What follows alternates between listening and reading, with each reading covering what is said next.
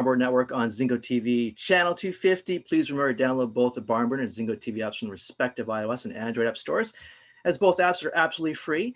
And while you download, please make sure to rate and leave a comment because we want to hear from you folks. Yes, we do. And of course, Zingo TV is also available on Google Chromecast, Amazon Fire, and Fire TV sticks, and Roku. Roku sticks also available on all smart TVs in 2016 forward. So welcome, folks. Welcome to the Club Tracks here on BarnBurner Network on Zingo TV channel 250. So let's introduce, first of all, my cool co-host. He's, of course, the lead singer and guitarist of New York City's hard rockin' band, The Handful. Please welcome Mark, cool dude, Duda. There he is. Good evening, sir. Good to see you guys. Good to see you, man. Always a pleasure. Likewise. It's Sunday when I see you. It's always a good time. So big show. It's always a good show with you, man. Always. And moving on, let's actually introduce my my special guest this evening, and then we'll go over to Avalon Music Academy right after. So our musical guest here tonight is she's actually a jazz pop artist who recently released her debut record, Spare Skirt. And please welcome Brantford's very own Katie Ditchin. How are you doing? Hi, I'm great. Thanks for having me. Good to see you. I'm glad to be here. Excited. Right on, right on. Great to see you here on the show. And let's introduce, or actually I talked to Angela and Darren D'Souza over from Avalon Music Academy to explain their cool contest they have going on very shortly here. So let me introduce Darren and Angela D'Souza from Avalon Music Academy. How are you doing, folks? How you doing? We're doing well, thank you. Excellent, excellent. Well, I guys want to bring you guys on the show because I want you guys to basically explain your very cool competition you got going on, which is the International Songwriting Competition. If you guys don't mind, we give some details here for us. For sure. Well, we actually own a music school here in Brantford, Ontario. I've been in Brantford since 2006, and we now have 3 locations of Avalon Music Academy. Excellent. Close to 300 students. We take students of all ages and all abilities, right from absolute beginners to advanced students. We have about, well, right now, actually, everybody has to be online to COVID closures. But we do take, during regular times, we take online and in-person lessons. And we're one of the few businesses, I think, that's actually managed to grow during the COVID period because of our use of the internet for online lessons. So that's pretty exciting for us. That's great. So do you want to get into the songwriting competition? For sure. Yeah. Well, we have a songwriting competition that has actually been, we started it actually at the beginning of the school year, like around August, September. We originally had a closing date of the end of January, but since we've actually had a lot of musicians say that they, because of closures and you know, basically lockdowns, they can't get together with their bandmates for writing and that kind of thing, and recording too. Yeah. So we extended it to the end of April. So the deadline for entry is April 30th. The songwriting competition is called United in Song Songwriting Competition. We started it originally just for thought. With COVID and with all the closures and the COVID fatigue, there started to be a lot of anger going around. And we thought, you know, music, yeah, I'm sure everybody has noticed that. Yes. And music has historically been something that kind of brought people together during challenging times. And we thought we've got to tap into that somehow. You know, we have that right at our fingertips. We've got to get in there. So we started this competition, and the only requirement is that the song has to have an element of unity in it. It doesn't have to be all sunshine and rainbows and happiness, but it should end on an element of hope. There should be some hopefulness in the song. So that's why it's called United in Song, because we want to feel some sense of unity in the lyrics. So we do have, as I said, a Canadian version and one that's also international. And we've also started one for young songwriters called United in Song Junior. So for international and Canadian artists who are under 18 years old. So basically anybody who is a songwriter can enter. So it's pretty cool. Cool. We have different categories. Just bear with me for a second. You can enter in the category of rock or country, soft rock and ballads, hip hop and rap, bands and collaborations, or lyrics only. So there's quite a bit of opportunity for whatever type of writer you are. And prizes range from $1,000 US in cash. And I mean, who couldn't use I know I would like to get $1,000 right now. You can also have an opportunity to record and release your single. We've partnered with a recording studio called Rail City Studios here in Guelph, Ontario. And you can have an opportunity to record and release your single across all the musical platforms. So that's pretty exciting too. That is. And as third prize, you have the opportunity to an opportunity to write with well-known writer and collaborator Danny Lamb, and we know Danny quite well through musical connections. And that would be a very cool prize too for a writer to have an opportunity to do a 2-hour writing session with Danny. So we're pretty excited about those prizes. And it's only $15 to enter a song. So we think that's a pretty good deal. That's phenomenal. I love it. That's why you guys it's a fantastic idea and find fantastic contest. And how can people enter the contest? Yeah, they can contact us in a number of ways. We have a Facebook page called United in Song Songwriter Competition. We have a second page called United in Song International Songwriting Competition. And if you go on either of those pages and send me a message, I will get back to you almost immediately. I answer messages really, really quickly. Another thing you can do is email us at unitedinsong2020@gmail.com, or you can even send me a text. So I'll give you a number. It's 519-802-7317. And again, I'll get back to you almost right away unless I'm asleep. You will hear from me. So it's easy to contact us. Right on. Would you that number one more time, just for folks just to write that down? Sure. 519-802-7317. Excellent. That's great. Well, hey guys, thanks for coming on the show. I'll bring you guys back to the show next week or two, and you talk about this a bit further, some more. And then actually, what we want to do is when they have the contest winner has been established, we'll bring them back on the show as well later on. That's very exciting. That's super exciting because we're also. I'm sorry. Go ahead. No, by all means, go ahead. We're also going to have a showcase through Avalon Music of Brantford at the end, showcasing all of the winners in each category. So there's going to be a #1 overall winner, and I guess that's who will get to come on your show too. So that's pretty exciting. They're going to get to showcase their songs in quite a few different ways. That's excellent. That's fantastic. Well, hey guys, thanks for coming on the show here, and I'll bring you guys back on, say, about a week or two, and we can talk about this all over again, and of course, plug the business and plug your competition, which I think is just fantastic stuff. That's really, really awesome program got going on there. Thank you so much for having us. We're very excited about this. Very good. Me too. Well, thanks, guys. I'll see you guys real soon then. Okay. Thank you. Awesome. Thank you. Thank you, Darren. Thank you, Angela. Appreciate it very much. All right. We'll see you. All right. And moving over to our cool guest this evening, also from Brantford, by the way. Yeah. Yeah, Katie. So, Katie, tell us a little about basically, because you're from Brantford. So, what's it like for you growing up in Brantford? I am. I loved growing up in Brantford. I happen to know that you guys are some sports people. Growing up in Brantford was really cool for me because I happened to grow up on Variety.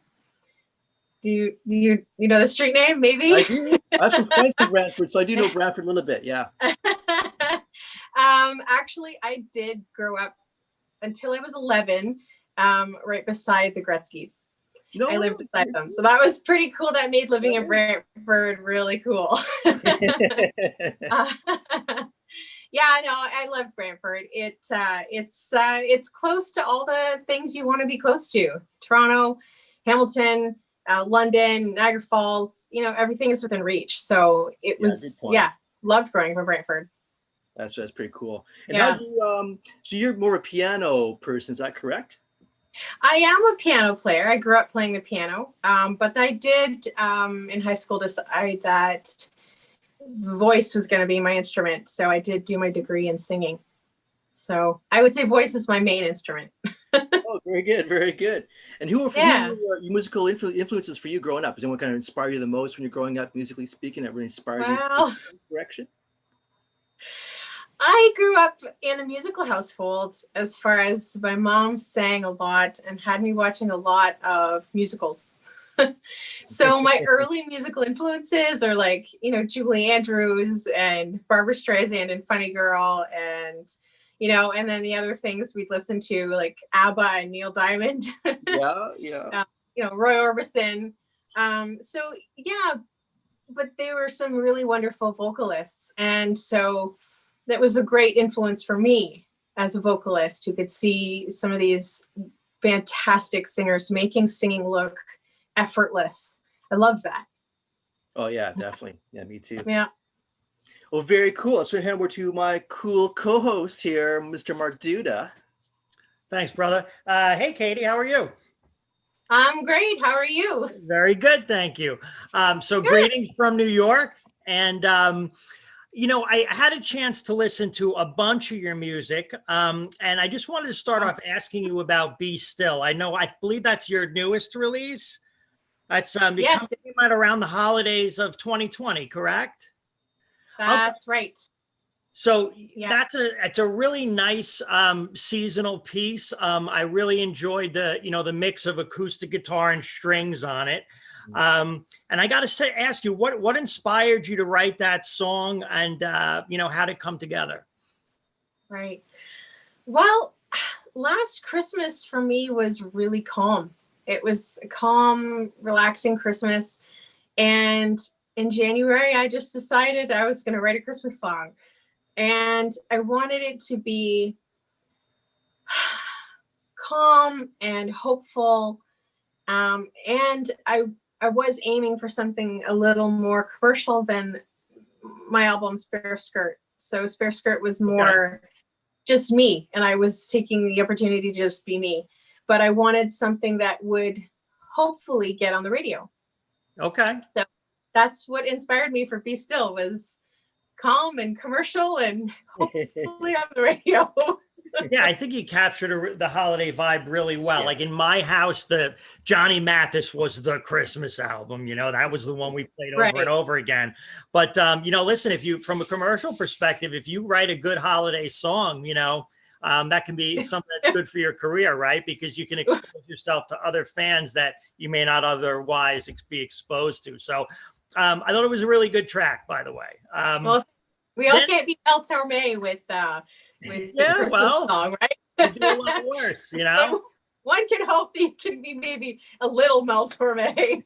Absolutely. And then what I thought was cool is I was reading through some of your material, and I know the full-length album you had, Spare Skirt, right? There's a really interesting story behind that album title. Would you mind telling our viewers about that? Yeah, it's a bit queer, weird. I don't know. It was cool. It was cool. It's a good story. Well, yeah, I was doing a gig, and at the beginning of the gig, I had somebody stop me and say, "Don't rush off afterwards, because I have something for you." And I thought, oh, well, that's nice. And so I finished, and I was packing up because I teach music as well, and I actually had to go and run and doing some, accompany a student at a music competition. Okay. So I was packing up. I wasn't rushing because I knew, but anyway, so this woman pulled me aside, and she took a skirt out of a bag, and I was like, oh, and then she proceeded to put the skirt on underneath the skirt she was currently wearing, remove the skirt she had been wearing for, I don't know, all day. Nice. Worn. And she gave it to me, and what I always wanted. Yeah, really. Oh man. I talk about being grateful, and so I still have it. It's still in the bag that she gave it to me in. So Spare Skirt, I thought that's such a strange strange occurrence, Yeah. and No kidding. catchy. There's no other album called Spare Skirt. So yeah, you know, go with the different. That's cool. I thought it was clever, and that's an interesting story behind it. And you know, these things happen to us as musicians. These interesting little stories. So thanks for sharing that with everyone. They mean well, and we appreciate it. Yeah, it didn't sound ungrateful at all. It's just a quirky little story that is all you. So much like the record is. So very cool. Yeah. No. Yeah, sure. No, it was a great story. I love that. It is so unique. I mean, where else would you hear that? It's like a one-time thing. I'm pretty sure. I mean, maybe it's happened to somebody else, but I haven't heard the story from them. That's all you. It's all you, exactly. It's all you. You own that one. I don't know. I don't know if that makes me special or something. I don't know, but well, our books is special. It's fun. That's right. Yeah, I love the new record, and thanks. the track, the single, the Moon, which is on your debut record, Spare Skirt. Can you share us a bit of the song, how it kind of came together, musically speaking, like how it all kind of came together for you writing that song? Yeah, you know, usually songwriting is a little arduous. You think you got to put some hard work into something to get something good. But the Moon was a little bit different. I sat at the piano one day and I just fiddled around a little bit. I knew I wanted to do something dark. I love D minor, and I thought, I got to write something in D minor. And then, you know, the chords seemed to flow one after the other. And then all of a sudden I was singing something, and it happened to be those words. And I didn't do any editing on those lyrics. I didn't do any editing on the chord progression. It just was one of those moments. I don't know.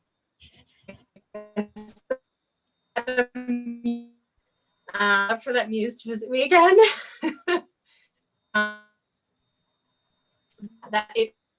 Because it was floating and eerie, and yeah, it felt good, and I love it, and I love the cello on it. The cello player is phenomenal, and I just knew it needed cello. I wanted it to be simple. It had to be piano and vocal, but just something else. And I knew cello was going to be it, because it just had the right sound. Oh, definitely. I mean, I love cello, and I love the fact you use the cello in your record a few times there. I was really a couple nice songs. touch. It's just you don't hear it very often anymore. So when you do hear it, it really stands out, especially a song of that nature with the piano and the cello behind it all. It's really quite beautiful. Yeah, well, I do love the different colors and timbres of different instruments, and I tried to have a variety in on the album, and I think I did. Yeah, I'd say you know, every song really does stand alone. You don't. I find it interesting sometimes when people say, "Well, what is your sound?" And I say, variety is my sound, because I really love exploring different sounds and appreciating the different sounds we get from the different genres. So yeah, track one and know what to expect, etc. Yeah. That's the beauty part of being an artist, is you know, it's your creativity. So there's no limits. It's just where you want to take it, where you want to go with it. You know, with your intuition, your creativity working together as one. It's a beautiful thing. It really is. Oh, it is. I love it. I used to be afraid of all the options, but now I'm like, oh, options, yay! Let's explore. Right. Yeah, here. exactly. Exactly. Mm-hmm. Well, hey, over back to Mark for a knockout question of his own. Great. So yeah, I want to keep talking to you about this album. Another track that caught me was Martinis and Wine.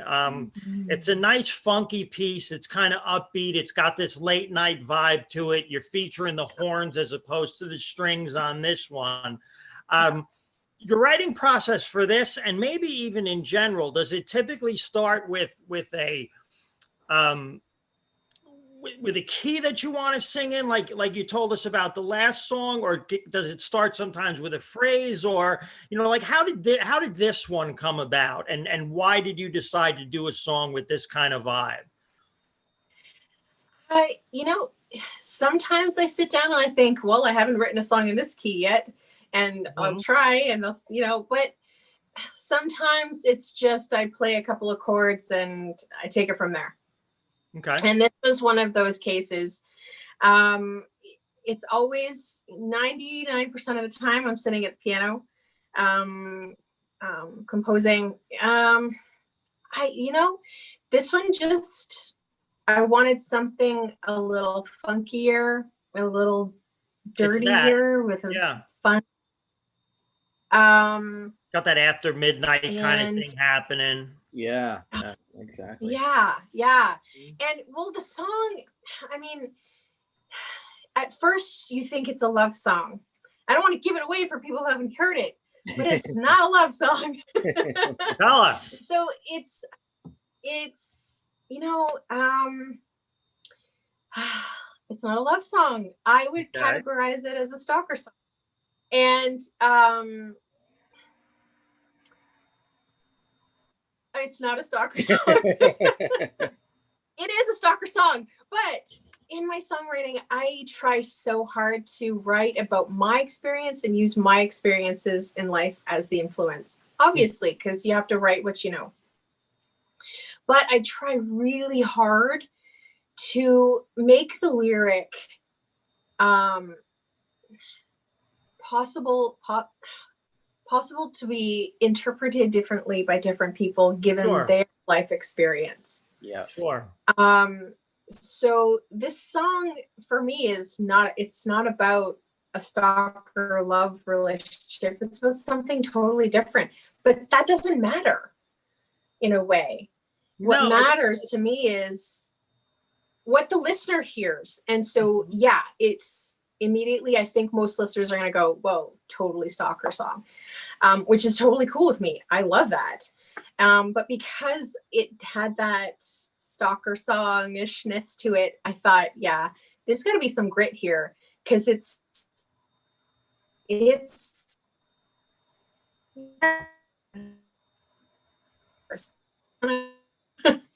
I loved the horn at the time. From immediately in this show, he started playing, and I was closing. Oh my god! From in a film that see the dark out, the funky groove and the horn, you feel like you're maybe in a film noir or something like that. It was so exciting. Well, satin setting is definitely late night funky.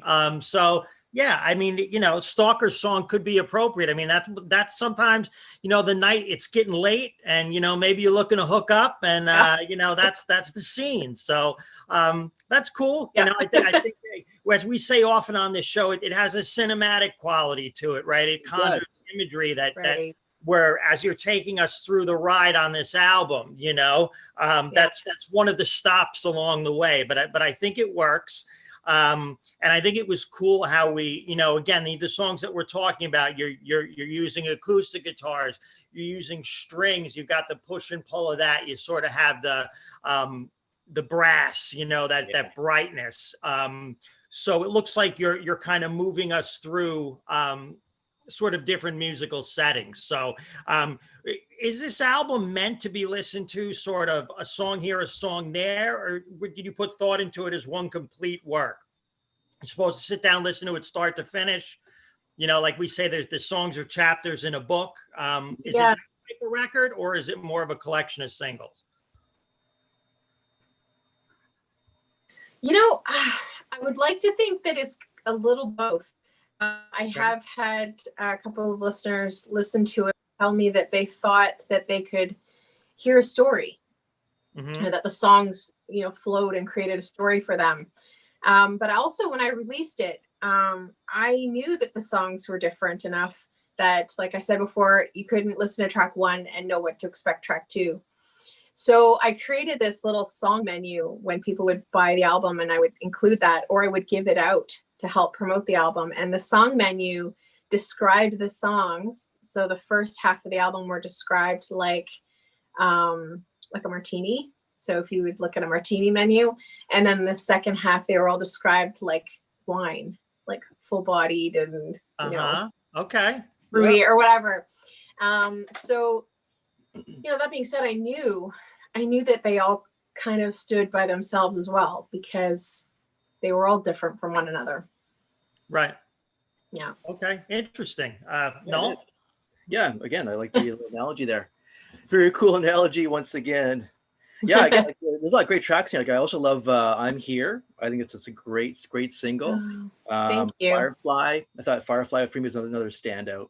But I really kind of gravitated to more that "I'm Here" a lot. Again, you got the cello going on in that song. It's like, oh yeah, I need more. Yeah. I need more cello. More cowbell, I know. more cello. So that was. I got lucky. I'm living in Alexandria right now, and there's a local guy, and he's studying cello right now at McGill. Oh yeah. Yeah, he's phenomenal. He's a fantastic player, and so I had him play on the Moon and "I'm Here." Oh, very good. Yeah, young guy, but he's really fantastic. So, I wanted to use you know, the local talent and help promote the local talent around here as well. But "I'm Here" is, I like "I'm Here." I really do. I wanted it to be smooth and comforting. And I think, you know, with that repetitive eighth note pattern in there, and then the long held notes with cello, really, I thought, soothing, and I wanted people to be comforted. Yeah, because it's about that. It's about reminding people that they're not alone. Somebody's there for you. Yeah, like I say, I love the message you have too in the song as well. Like musically, it's great. Thanks. And then the content I thought was really great too behind it all. So that was really good. Are I you? tried oh, go ahead. Sorry, go ahead. Oh, sorry. No, I was saying I just try to be hopeful. I want that message out there. I do. I try really hard to remind people of the good stuff. Yeah. Because, you know, there's so much. We just need more good stuff. Just need more of it. Are you staying right now in an Alexandria? Is that where you're staying right now? Are you staying in a? Yeah, we're in Alexandria right now. We've been here about. That's outside Cornwall. Yeah, right? we've been here about 8 years, and yep. I'm in Ottawa from Montreal, so it's really convenient. You know, I can make it. And it's still an hour drive. Let's be honest, when you're living in Montreal, like I did years, an hour to get. Yeah, pretty quite far out in Montreal. I'm driving through traffic, an hour through beautiful countryside. Yeah. Very true. Wait, back over to Mark. Thank you. So yeah, moving through this record and hearing what Noel says, it's crazy because we both we hit on different things. The song I wanted to talk to you about was "All Bundled Up" because it's got, as you said, your primary instrument is vocal. And so the arrangement on this is sparse. It's driven by and showcases your vocal. It shows how important your phrasing is, you know, the syllabic structure of the song is. And that's something you usually don't see until somebody is a pretty seasoned songwriter, considering that sort of thing. And this is your first record. So there's a couple of questions there. Was there some point in your evolution as a songwriter where you started to pay more attention to your phrasing and that sort of thing, you know, and you just didn't put out a record for a while? Do you feel you're still evolving and learning about your instrument? Talk to us a little about that. Well, thank you very much. I appreciate the compliment. That's huge. You know, actually, "All Bundled Up" was one of the first songs I wrote and completed fully. Really? Wow. Now, I did, when it came time to record "Spare Skirt," though, I liked "All Bundled Up," but it wasn't finished in my mind at that point. So I did go back and I did some editing. I thought more about what I was trying to accomplish in that song. I think when it comes to phrasing and stuff, I credit my because music, I mean, I was still at Laurier for a couple of years. And when you're studying classical music, I feel like it's very strict. You breathe here, you don't breathe here. You say this exactly this way, that kind of thing. And so when I studied jazz, I felt like a light went off because I was given some freedom to explore, express, and try new things. And it was totally freeing. I loved it. And so when you're studying jazz, you do get to play with the phrases. Yes, and the in-between spaces and the blue notes and all that stuff. Exactly. And that's natural for you? That just came naturally to you?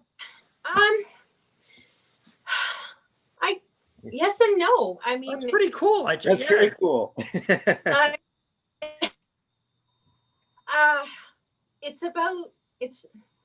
There's technique to it, but there's also a feeling and an understanding of the lyric or what you're trying to put through or get through with the lyric.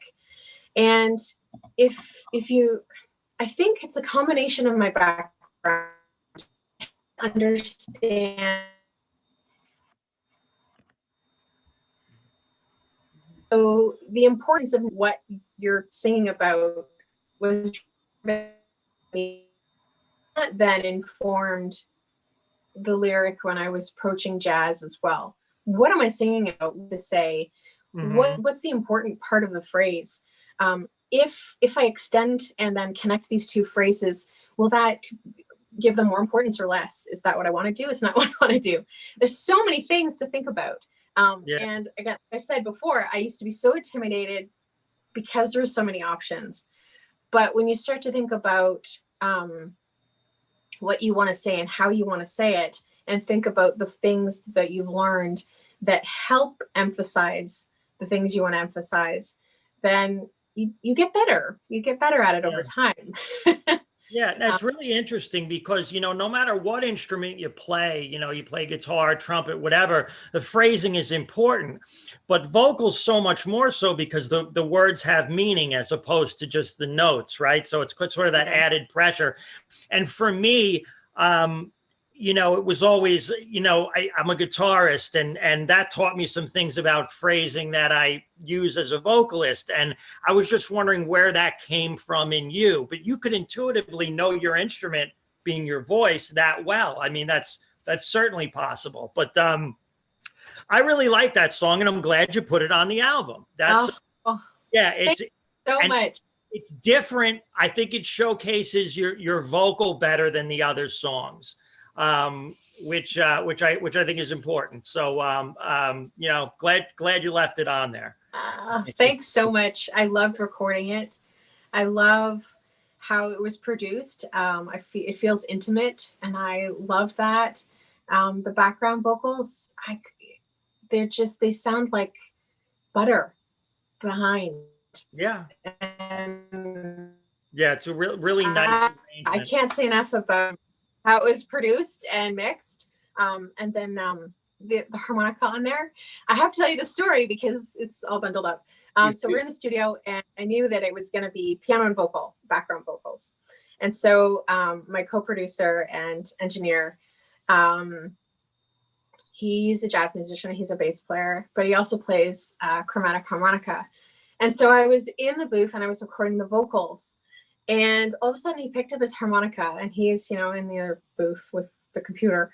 And he just played a few notes and we just stopped and we just looked at each other and went, that's it. More. Yes. And it was one of those eureka moments. It wasn't planned, but he was moved to pick up the harmonica and add those few notes. And I thought, oh my God, this is going to help tell the story. It's just going to put that it's little earthy, touch in it. It's earthy and it grounds the tune, it keeps it from sort of flying away on you. Really cool story. I had no intention of harmonica on the album, but I'm in your love. Rules. Your album, your rules. Right. And I wanted to I ask. love how that.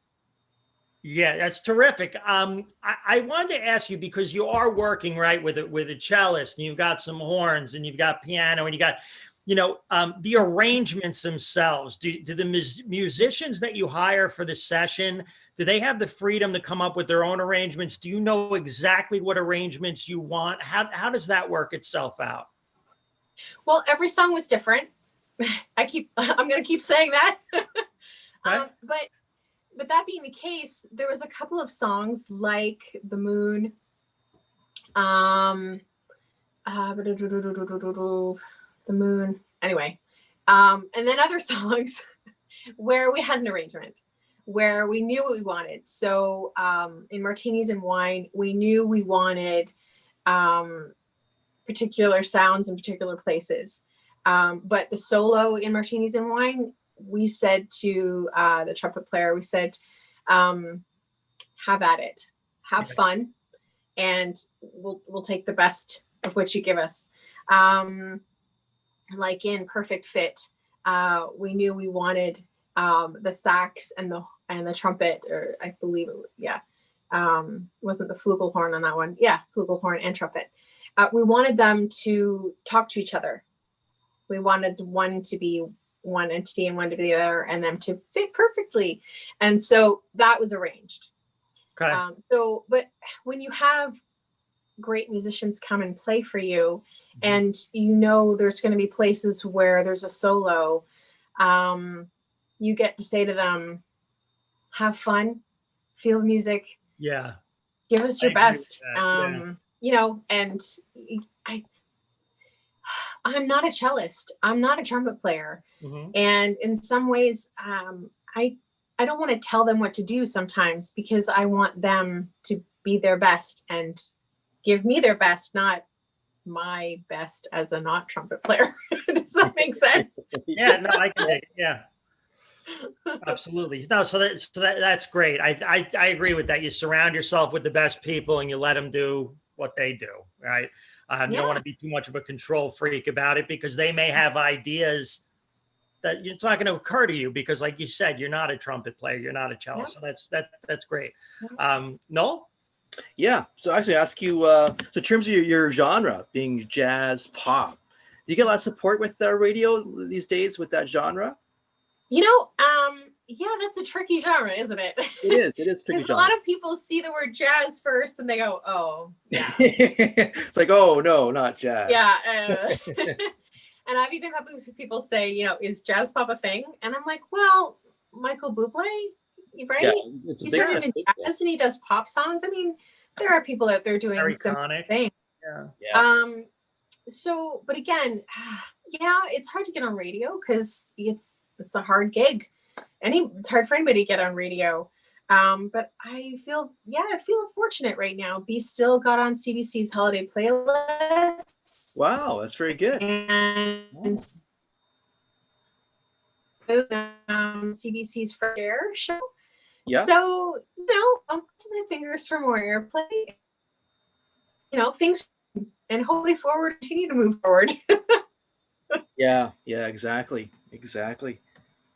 And I was going to ask you too, like in terms of like online performances, online playing, have you done much at all during this pandemic, during the shutdown? Did much kind of online performances at all? Yeah, here and there. In the Christmas season, there was an online concert series that I was part of, Christmas stuff. And then, a few months ago, there's, a couple here and there. I did a concert of my own. But yeah, I'm looking for more places to do some online gigs, in the next few months or year, however long we're in this situation. But yeah, I'm definitely using what I've got, because we can't get out there and do what we were doing the way we were doing it before. So yeah, true enough. Yeah. True enough. Well, hey, over to Mark. All right. One thing that I noticed, or that I heard when listening to the record, was that there's sort of a theatrical bent to a lot of your songs. You have a background in musical theater at all? And is it something you're interested in now? How about that? Oh, well, like I grew up listening and watching musicals. My mom loved musicals. What were some of the musicals you guys of your household? Like in my house, it was Sound of Music, Man of La Mancha, Brigadoon. What were yours? Brigadoon. Love Yes. it. Yeah. Yeah, the Funny Girl is my Okay. favorite. Yeah. I'm Yeah. not a huge Barbara Streisand fan, but Funny Girl is I love it. Yeah, I mean, Seven Brides for Seven Brothers, All right. Sal, Singing in the Rain, you know, you name it. If it's an older musical, I've probably seen it. Probably Yeah. sung the whole thing with my mother as it's playing. So yeah, and when I was studying at Berkeley, I did a few musical theater classes. Okay. So yeah, I love to sing. Yeah. If I could just sing and that be all I do, I would be fulfilled. Sure. I really, really love singing. And it kind of doesn't matter what it is to me. So when it comes to musicals, it's another opportunity to sing in a different way. Mhm. So Right. we approach, I mean, the instrument is the same. We use our instrument the same, regardless of what we're singing, right? But we get to use it a little differently. In jazz, we play with phrasing, and we can sing really low and we can sing really high. We can pick what we're doing in ways. Classical music, there's definitely a style to it and a feel to it that is unmistakable. So when it comes to musical theater, I get to play a little bit more with the belt. I love belting. How much fun it is I mean, when you have a note that is big and loud and high and it gets to soar out of your body, it almost feels heavenly. Yeah. Because it just, I don't even have words for it. There's that moment when it's just, everything is just working perfectly and it's a beautiful note and I get to sing it. Yeah. So I get those moments more in musical theater than I do singing pop and jazz. I'm not going to be using a heavy belt in jazz. Any more recent musicals? Recent musicals? Yeah. Anything more recent? Any newer musicals? I have to be honest, I haven't been keeping a lot of track to a lot of the newer musicals. I do like Jason Robert Brown. I like some of his stuff. Okay. There's one song that I love working on with my students. It's Stars and the Moon. I love this. I love the story of it. But no, I mean, yeah, I enjoyed Wicked. Have you seen King of Fruits at all? I mean, that's Cyndi Lauper wrote those songs. I know. Beautiful. Those are beautiful songs. What do you think of that? I haven't seen it. Oh my God. The London one I think the London one is better. Yeah.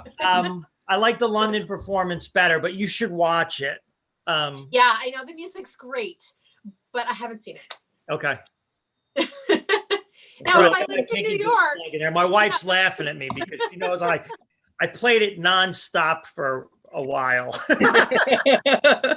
Yeah. Well, I mean, the music is, I don't know, it's great. I don't know. There's something about storytelling in a different way.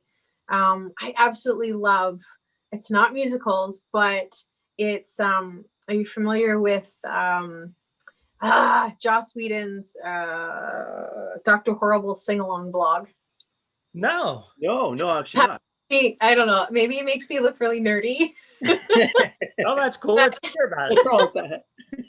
But I love Buffy the Vampire Slayer and Angel, and I love and Buffy and Neil Patrick Harris, Dr. Horrible sing-along blog. It's really, it was when they're the right and these actors together, and they did it for free. I'm sure they've all split up the royalties and whatever, but they did it for free at that time. and it's so much fun. It sounds just fun. Yeah, It does. It does. it is. One of the cool things I would Noah Why and I not? talk about this. One of the best things about doing this show is that we both listen to music each week that's new to us and that we might not otherwise have heard. So any recommendations you got like that, we're hungry for We're it. open. Well, it's a bit nerdy, I'll warn you. Oh, it's okay. That's all right. It's all good. I was going to ask you too, like anything, is it, you have any kind of ideas of exploring other genres in the new year? I know you're very, very creative and inventive, so I thought, well, there's a possibility she could do that. Yeah, I don't know. Maybe a little more percussive stuff. Rock and roll? Or more, is it more dance orientated? Is that going to be more the same? Yeah, or? I don't think I'm gonna have anything really with like a dance beat or dance groove, unless there's somebody out there that thinks one of my songs would go really well with their dance remix, groove, yeah. and they could play it in the clubs, and whatever. But I don't think I would head in that direction. I've been playing around. I mean, I don't feel rock and roll. I don't think I look rock and roll. So I don't think I'm headed for rock and roll. But I've been working on a couple of songs. I've been working on Fats Waller's I'm Walking and Buddy Holly's Every Day. And what I'm playing with them, they're both Buddy Holly's Every Day is happy. It sounds happy, right? Yeah. So I'm changing it up. And, I'm doing some chord substitutions and changing some major chords to minor chords, and I'm making it sad. Wow. And the same thing with I'm Walking. I'm really, I'm using a lot of chord substitutions in that one, and I'm making it a little more R&B. Interesting. So yeah, but I love playing with things and seeing what happens. That's cool. And you don't rule out the musical theater thing, like what we were talking about before. If it came your way, you never know, right? No, I wouldn't. I think Perfect Fit on Spare Skirt is very musical theater. Yes. I think it's very modern musical theater. And I wouldn't cross that off the list. I think it would be really fun to try writing something that was musical theater, and I don't know what story, if I would write the whole story or whatever, but yeah, I'm not crossing that off my list. I'll try it. And you say the dance beats thing, but there is sort of a pocket of music now, which is like some of the more ethereal type of jazz or choral vocals that appear over these pounding dance beats. And it does have a market. So you never know. That's very true. If somebody wants to put the moon over that, the remix, right? Yeah, the remix. Have at it. Club Tracks remix. Look out, folks! It's coming. It's coming for you. Hey, I'm not going to turn down any opportunities. No, actually, I totally agree with Mark. I can definitely see you go in that direction. I really can. I'm not that Mr. Intuitive here, but. Like when Mark made the comments, like what? Like that's what I'm thinking too. What Mark said about that. Yeah, you could easily go that direction, no problem at all. Purple hair, it's just a remix. Sometimes the purple hair makes it cooler. That's all. Just let some crazy club guy remix one of your songs with a bunch of beats behind it and see what happens. Could be an easy lift on your part. They've done it, and if somebody wants to do that, sure, I'll take the royalties. No problem at all. No, no, not at all. I was going to ask you, do you have any kind of a dream project you'd like to pursue in the near future? Is there anything in the works at all you're thinking about pursuing? I don't know if I have a dream project. I feel like I'm a work in progress, and I don't know. I've always felt I've been that person that didn't have that ultimate goal. I always thought there was something wrong with me because I didn't know that's the thing that I had to achieve. But yeah, I'm a work in progress. I got things to learn and I got things to work on. And I'm writing new songs. I've written a song that's half English, half French. Oh yeah. And I plan to record an EP and release it for the end of this year. So, yeah, really right now, I'm a short-term person. If I look too far into the future, I get overwhelmed. So, I'm looking at this year. Right on. Yeah, record another album, 5-song EP. This French English song is definitely a jazz ballad, and I would love to get that on an album, get it done. Jacques Brel type of thing? What sorry? Like a Jacques Brel type of thing, or what is it, sort of that poppy chamber French music type of stuff from the 60s, or that chanteuse type of stuff? What kind of vibe are you talking about? So, well, this one in particular, I think a couple of years ago, I went on a YouTube journey, when you click next. My husband and I was just sitting at the computer and we were watching music videos, and we hit next, and up came Cottage for Sale with Count Basie and Judy Garland. And if you're not a jazz person, it's totally cool, but this song, and it was just the two of them. It was live on stage, and by the end of the recording I was crying because it was so beautifully done. Judy Garland's phrasing and expression, and Count Basie, he just knew what to play when. They're two special performers. Yeah, exactly.